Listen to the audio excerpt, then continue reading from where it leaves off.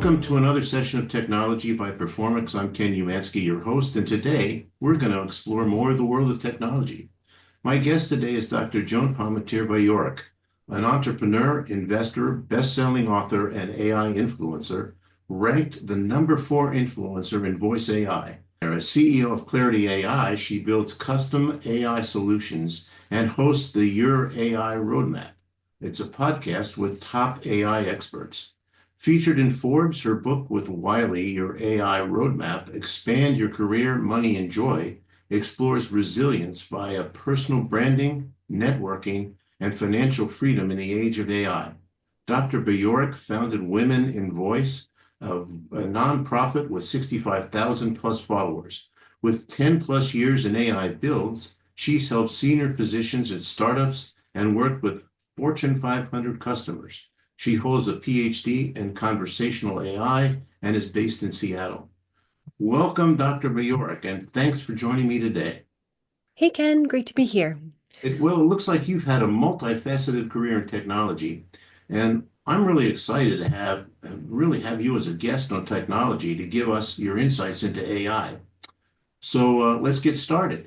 Give me a little bit, if you would, a little introduction into yourself. We did a little bio here, but I know there's a lot more depth that I'd love to cover with you. So if you could give our audience, my audience, a better understanding of who you are, I'd really appreciate it. Oh, absolutely. Well, greetings from Seattle. The cherry blossoms are blooming over here.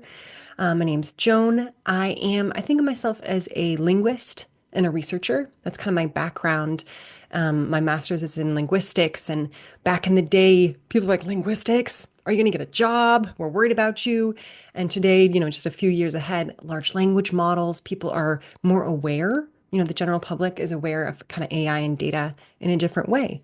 So I have a PhD in conversational AI and kind of how we put together different builds that have speech data and acoustic data. Anyway, lots of different types of data.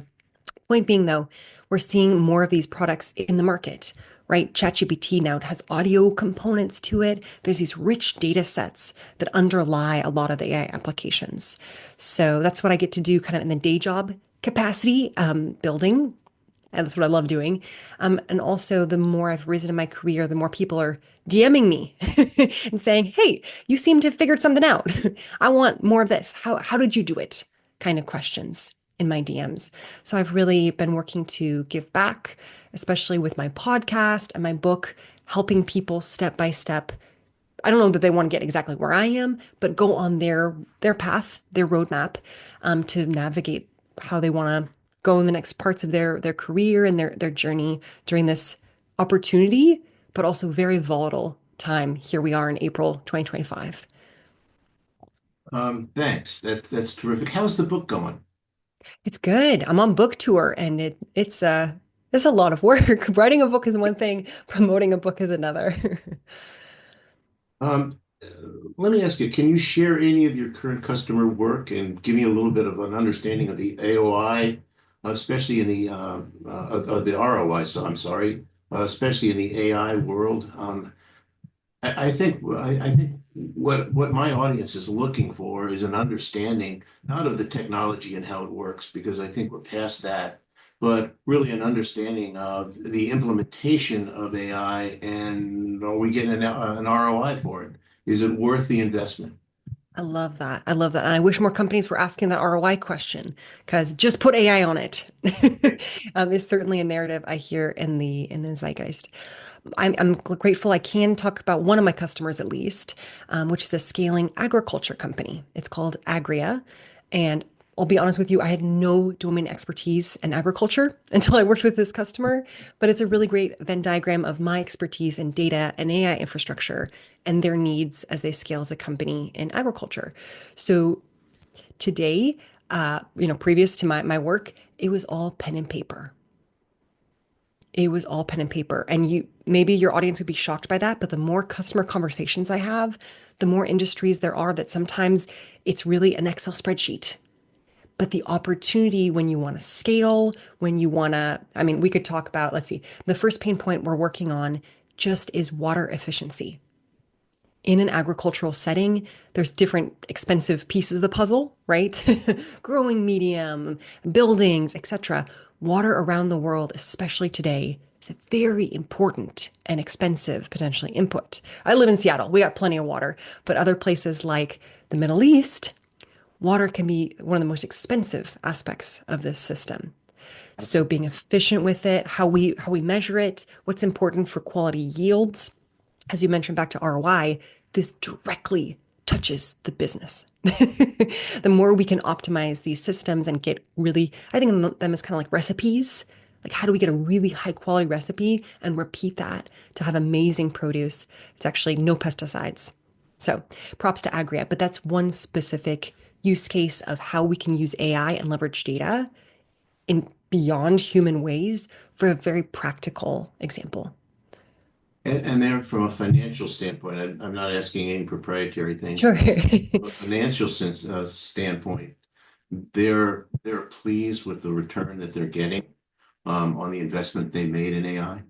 Oh, I believe so. We are in a multi, they don't, they want to work with me for many, many years. You feel free to talk to William Layton about that. But yeah, no, I want to build something that's practical that moves the needle for the business. And frankly, their investors see the data sets we're building as potentially more valuable than the produce in a certain amount of time, if that makes sense. Yeah, So the data itself has inherent value to the business. absolutely it does. Yeah. Um, yeah, I'm working with a company in the agribusiness too, and it's interesting Oh. hydroponic to see how, you know, we've got to do something because we can't feed 7 billion people in the world with what we're currently doing. Absolutely. No, food, the more I look into that food scarcity, especially during COVID with supply chains, if we don't figure out our food stuff, we are in a pickle. So it's really amazing to me to do the AI and data work that I do on such an impactful project with a customer I adore working with. Yeah, that's great. That's great. Yeah. Um, why did you publish your roadmap book? How did I do it? No, why? Why did you Why? publish AI Oh. roadmap? There's so many reasons for the why. I published it at the end of the day, honestly, writing a book, getting it published, all the editors, it was a harder journey than I anticipated in some ways. I really wanted to give back to the person probably right behind me. Um, the stuff in my book has stuff I didn't know 2 years ago, and I really want to give back to kind of real talk behind the curtain on modern careers and honestly modern finances. I talk very publicly about this, Ken, but I've been laid off twice in really large scale layoffs here in Seattle. That's more and more common. Yeah. But when you lose your potentially biggest income stream overnight, that can be really, really scary. Mm. As you've mentioned, I've become an investor. I now have 22 income streams. I'm far more resilient. And so it's like a gift back. I only make $2 or $3 per book I sell, so it's really not a lucrative plan. It's about knowledge I wish I'd had about how modern careers actually work and protecting yourself with your financial stuff. Um, Well, yeah. that's cool. That was my next question. Um, what are the three things you wish you'd known before you got laid off the first time? It sounds like Mm. one of them is diversify. Diversify. Well, and I don't know about your family or your background, but in my family of origin, talking about money, you make money and you shut up about it. It's kind of the MO. But there's some like financial hygiene stuff that I just wasn't on top of. So I think the first thing, especially in days where tariffs are on and off, like your emergency fund, just in case you do get laid off, paying your rent, paying your mortgage, having that money set aside ideally in a high yield savings account. My lawyer would mention, like, Joan is not a CPA, but a recommendation to look into having that money set aside for a rainy day, for bad times, sleep better at night, etc. Those would be kind of super nuts and bolts emergency things on money stuff. But I think I get some questions about money. I get more questions about career stuff. And I call it like future proofing your career and kind of the data, how I've run those sprints, as well as like modern research about what actually moves the needle. Yeah, I don't, it's a flywheel about personal branding and networking. And yeah, you want to say something about that? No, I wanted to go on another question. Oh, sure. Um, so you're in the AI world every day, and you've got AI clients, and you're a very strong voice in the AI world. Where's it going? What do you see happening in the future? I think from my perspective, we're past the proof of concept stage with ChatGPT, et cetera. And we're now into, okay, show me it works and show me that I'm going to make money at it. Talk a little bit about that and where's it going from there? Oh, yeah. Well, I think we maybe already hit the zenith of the hype cycle of people being like, woohoo, let's just implement this to wait a minute. Is there an ROI? Will this stick around? You know, these up and downs that Gartner has these graphs for. I see more companies asking about what the business case actually is, but also like, uh-oh, our competitor is doing something. There's a competitive nature I see in the market. I think the way I see it from a kind of broader picture is kind of this very pessimistic view or kind of optimistic view about the size of teams, the shapes of teams in the future, and kind of the older models I'm worried will not be moving into the future. Bloated teams. I mean, I don't know if you've been hearing about this, but like investors are drooling over the idea of a three-person company that has millions in revenue. Yeah, Um, no, I'm well aware of that. yes. But on the other hand, what I hear companies saying is AI is not going to replace people. It's going to make people more efficient. It's real. Maybe that's where it is today, and maybe it will be. Um, People will be so efficient they'll need fewer people to be able to do things. But I think the whole scare of the future of AI that they're going to replace me with a machine, I don't think is coming into fruition, at least not yet. Yeah, yes and no. I mean, can I literally get paid to come into companies and talk about how they're going to future-proof the company? So, um, but I do think, one of the data points, at least beyond me just hypothesizing, the platform Upwork, that does freelance jobs. Since the advent of ChatGPT, they've seen a remarkable decrease in copywriting jobs, marketing type jobs, right? Those are being automated in a lot of ways. Video editing jobs are booming, however, on the platform, 30 to 40% increase. So as we see shifts in, I think social media is asking for more video jobs or video content, let's say, but I think I really see smaller teams going forward that are AI enabled. I mean, yeah, we shot. Did you see the Shopify CEO put out a leaked memo came out that he was like, "We're not hiring. You need to do a competitive analysis of whether AI can do that." And the Right. thing is, we need a human in the loop to check the work Yeah. before we deploy something. I think those jobs are still very secure, but those content moderators often are offshore. So that's what I see. Okay. Well, one more thing about the future. Sure. What do you see and how hopeful are you about the world of technology in the years to come? There's a lot of negativism about technology out there, for whatever reason. But what's your point of view on it?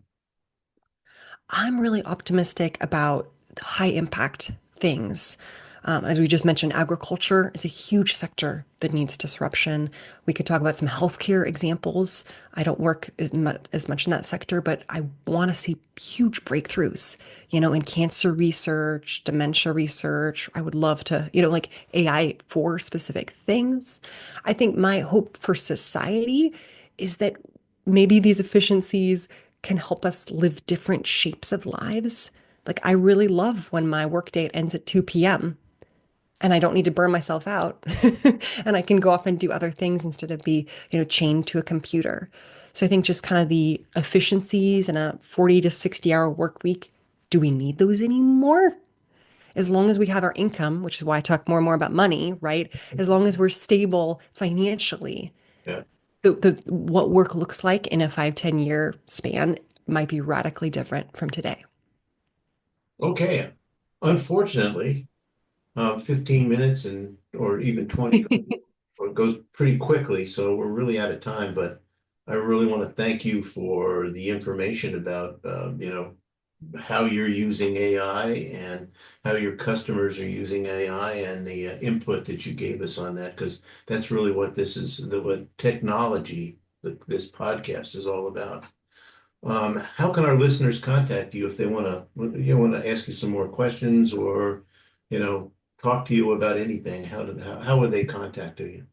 Absolutely. Well, you can find me most easily on LinkedIn. That's where I've got a large following. My name is very unusual, so easy to find. If you want to contact my team or you're like, hey, Joan, come to our company and talk, etc., you can contact my team at hello at hire, HIRE, hireclarity.ai. Hello at hireclarity.ai. Maybe we can put that in the show notes. I don't know, but yeah, it'd be lovely to be in contact with folks if they've got more questions. Terrific. Terrific. You've been terrific. I appreciate it. Okay, so don't miss the next episode of Technology when we're all going to discuss how cutting edge technology is being implemented across many industries and the results it's having with a lot of different companies. Remember to please contact Performix Business Solutions at performixbiz.com if you need help with any technology challenge, large or small. And I'm your host, Ken Umansky, and until we meet again on another technology podcast, please keep innovating